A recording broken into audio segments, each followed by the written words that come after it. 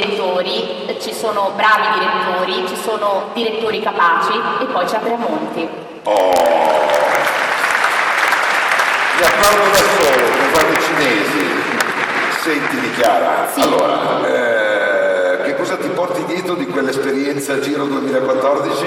Beh, mi porto dietro molta passione e anche tutta una serie di nozioni che prima non conoscevo, quindi sono più colta e sicuramente ancora più appassionata. Sei diventata una grande nana del ciclismo. Sì.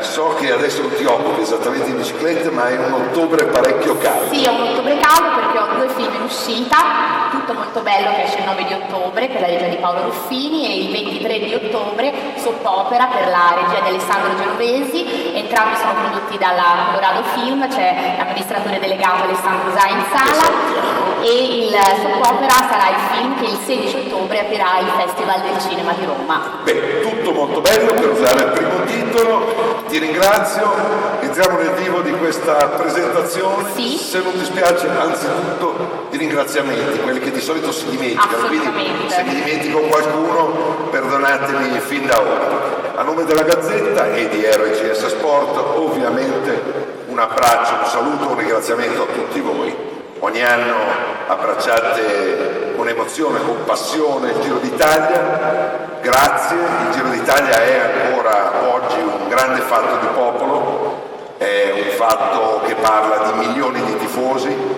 di migliaia di volontari, di quelli che organizzano la carovana, dei media, degli sponsor, degli amici della RAI che saluto, sono là in qualche postazione, Antonio Marano. capitanati da Antonio Marano, vice direttore generale, grande amico del Giro d'Italia e grande ciclista, non so se tu lo sai. Beh, no, però immagino. Lui potrebbe entrare in competizione, grande Antonio, grande la squadra della RAI.